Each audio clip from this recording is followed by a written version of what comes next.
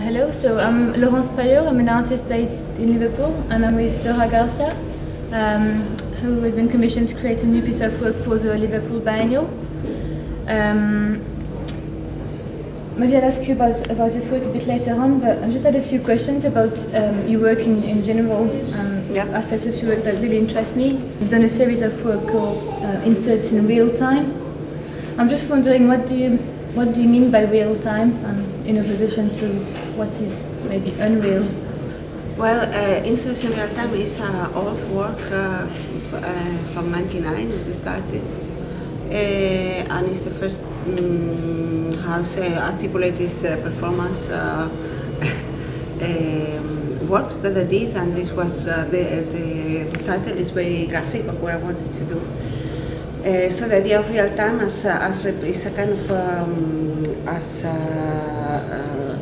it's a term coming from television, actually, okay. Which means that the represented time is exactly the same as reality. So let's say that you are filming something, and then your film lasts as long as what you have been filming. So another way, plan sequence is another way of calling it. So real time. This is real time. This means it is exactly as it happened. It is what is interesting for me was the coincidence of representation and reality, and therefore that was the idea of inserts in real time. Is how to insert something in this kind of one representation of reality, so as to create a little detour, a little how you call that? Detour is the way you know how to call it. You go a bit out the straight way. You go take a bit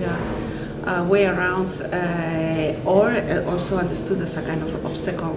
You have to jump over it. But it nevertheless modifies the normal course of events, but only a bit, only slightly. Is it kind of a way to show us what is there now, but just kind of showing it again, giving it another layer so we can see things better? A bit like when you did the work with instant narrative, where people were in the gallery and someone was writing about them. It's like a way of... Yes, well, in that case there is a lot more, in the instant narrative there is a lot more display, because instead in real time there was something really very minimal. There was practically no difference between a very common question in the performances of inserts in real time is it already on? It has already begin, because there was really no way to know if it was going on or not, if it was happening or it was not happening. So it was really very, very low profile performances, but very disquieting and uneasy for people. It really created a very strange atmosphere that made the public, you would call them public, although they were not really public. I mean, the people in the situation, they really made them mistrust almost everything, and every little action, every little comment that could be was understood often as part of the performance. Mm-hmm. In the case of instant narrative, it's really an exhibition situation, so there is a little doubt about the quality of what you see, because there is a person that could be understood as a guard, but actually it is the performer. Mm-hmm. But that is taking very much the attitude of a guard, and then you realize that actually this person is observing the spectator, and this is what is producing the work. So it is a very almost violent shift from being someone that is outside to being someone that is in the center of the event.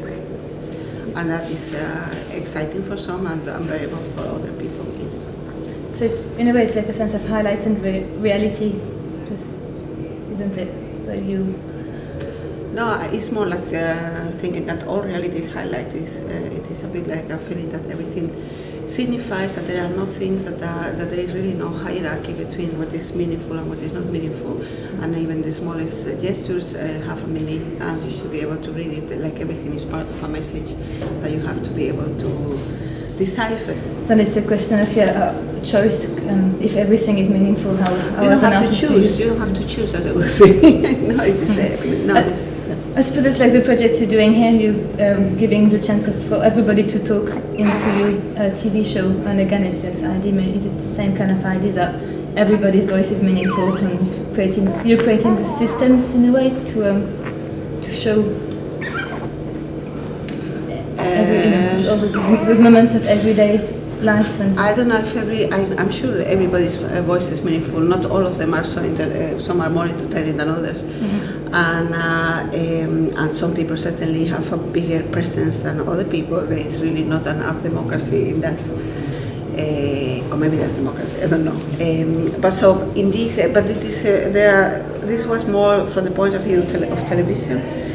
So you have this phenomenon in talk shows, that the talk show reproduces the same atmosphere as the people who are watching the talk show. You have in most talk shows you have this kind of living room space, and you simulate a living room situation where you receive people like guests, you receive people and you offer them something to drink and they sit down and they have a chat. But this on television, actually exactly the same is happening at the other side of the wall, of the fourth wall of the screen of the television. People are sitting in front of the television as if they were also part of the reception situation. And so in this case, it was a kind of taking this to the extreme, the idea of putting people from outside, inside, outside, that there was actually really no difference between the people who were watching it and the people who were.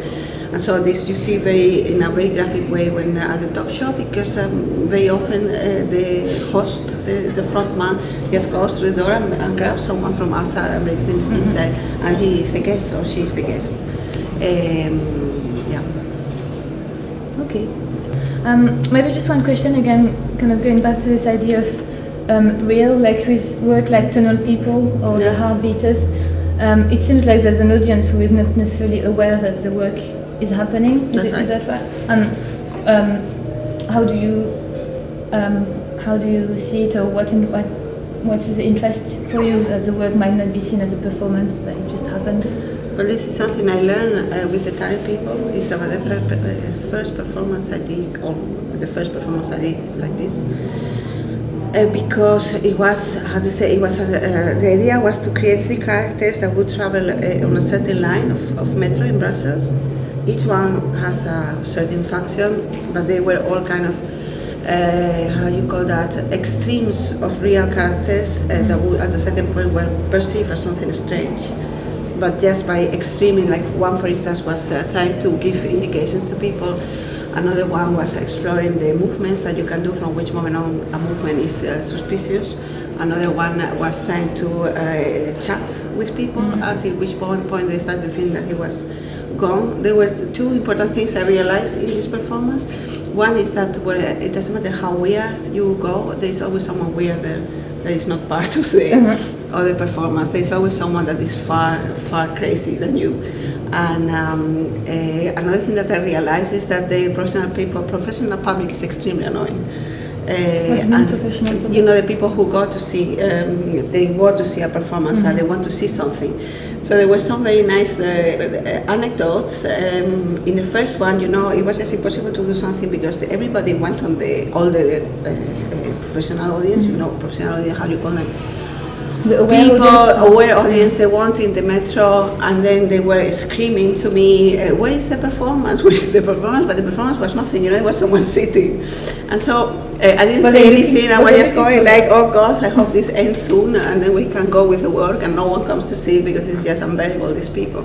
And so for most people there was no performance because there was really nothing worth to mention, and for other people, the only people who really how to say that interesting situation was produced was the people who didn't know, I would say they were not even interested in what it was, this thing. Then something else is when people actually notice it and then they saw the actor. The actor is not a professional actor, but someone who was acting. And then you point to them, well, that is the performance and this is what is happening, and they would stare at that person and they say, yeah, but he's not doing anything. And so then you see, I started to realize this kind of idea that people have, that a performance is basically people do things that you cannot do. They jump higher, they scream louder, they look better or whatever, but that you expect something extraordinary. And so this is how the idea of the inserts in real time came. Yeah, that's what I really love about your work, and this. I think it becomes really interesting when it slips into the real world and. Yeah. Do you wish maybe you didn't tell anyone what the performance was? Do you think that? Well, then there came this idea of the internet, because when you don't have, when a public is not there, when you have, as they call it, captive public, so it is public that they don't really know what they are seeing and they will pass there anyway, then you think actually if someone is interested how to know what this is and how it happened, and you actually cannot really film, because if you go with a camera, then so as to say, the situation is broken, because they already think, you know, that this one is doing weird because there is a camera. But when there is not a camera, then you accept that this is part of reality, and then you try to play along with that. So there could be no camera, at least not a clear camera, and you had no documentation, and then how did you tell people what that was? So this is how the idea of the diaries started. So that means that the performer would write what happened, and this would go online, and then this would go. This is almost, when this happened, it was almost no one. I mean, it was a very proto. There were no blogs, didn't exist. There was no YouTube. It's unbelievable. There was once no YouTube, and then you would put online videos and some videos that were filmed with very small cameras, because the telephones didn't have cameras. In the prehistory of but you had nice small cameras, and I even knew people who had installed. You know, you had separated the lens from the recording, and you could put the recording in a pocket, and almost like the Spice in the 70s, and so you could film a bit, not very bad quality, but you could film a bit, and so this was going all in the diary. And then they started to grow an audience that would only go to internet, because actually, like on television, you saw better the performance online than you saw it there, because when you were there, you really had to go into really break the situation to see it. So it's different, really different audiences and different. Yeah, content. so you had a sort of different types of audience. You had the audience that didn't know where it was and didn't care either. You had the audience who knew what it was and was there, but it was a kind of accomplished audience that in order for the thing to happen, they had to shut up and not say anything and pretend that nothing was going on. And then you had an audience that was not there, but that probably knew much more about it than anybody else, because they were following the diary. For you, are these three types of audiences all as important as each other? Or when you think about making a work like this, do you always think about the different ways of reading the work, the three different audiences, or is one more relevant to you than another? Or like, for example, for people who don't know that it is a performance, how do they see the work, and what do you aim for the work to do for those who won't know it was an artwork? Well, these are not really things that they are at the beginning of the work. There's always the wish to create a certain situation, and all those things come a posteriori. For instance, the idea of the diaries came a posteriori, everything came a posteriori, and so it was just more about how do you leave a trace of this, how do you make it significant for people who can't see it. For instance, I was always very much struck by the idea that the performances of Chris Burden, they have been seen by very, very few people, even if in retrospect, a lot of people, I once heard him say, if everyone who says that has seen a performance of me that was true, then they must have been performing for thousands of people, but there were maybe 4 or 5 people who saw. So how this performance mutated in the memory and mutated in the stories that people tell about it, and how they mutated also in the representation of the artists of this performance. Then for me that was very interesting, actually, that the work, the diaries, they were not the performance, but they were other type of work that had qualities by itself. How did you tell a situation, and how did you tell what was happening, and if someone else would tell what was happening, what kind of other story that would represent. So this created a kind of a second work, and it just happens. It is not something that I think beforehand. What audience is more important than I think? No, I don't think there is any audience more important. I would say the most important audience are the people who do the work here, the Talkset TV, the actors who perform the performances. This is the most important audience. So you think that they gain something from being part of the work as well? Yeah. Do you how do you think they become more aware of their surrounding as well by? Because I think they have participating and observer as well. I think they just go through something exciting. Okay. Yeah. And maybe just one last thing. Like myself. Yeah. One last thing about the audience. I'm really interested in the audience that don't know about the work, and who will see the work but don't know it's your work. So for them, again going back to, for example, tunnel people. I suppose some people will just never will see it, but they will never realize that it was performed. And does it matter?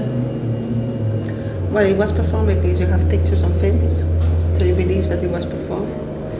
But if I was in the underground and the actors was doing his thing, okay. And I didn't know it was your work, it would just. I think you would just remember as something remarkable if you saw something. So that's how it wants it to be. Like so many things that you see that are remarkable. So that's what I meant with that almost, and this is also written in the diaries, that whatever you did, however weird it was what you did, there was always somebody that was weirder than you.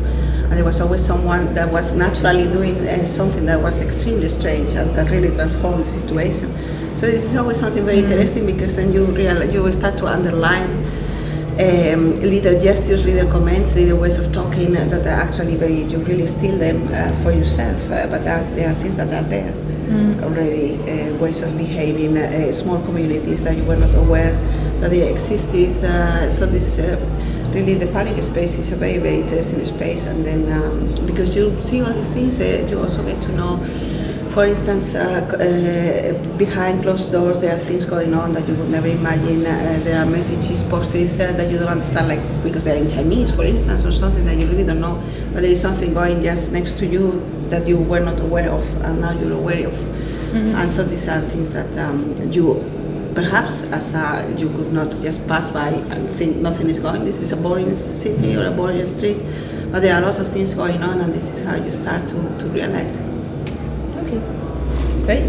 Well, I think we'll stop there. And there's lots of things I would still want to ask you, but I think we'll stop here for today. So yeah, okay. Thanks for that. I don't know if there's anything else you want to say, maybe, but is that good? Yeah. Okay, great. No. In fact, maybe I want to say something and you don't want to know it. Okay, No, thank this you. is fine. You're welcome.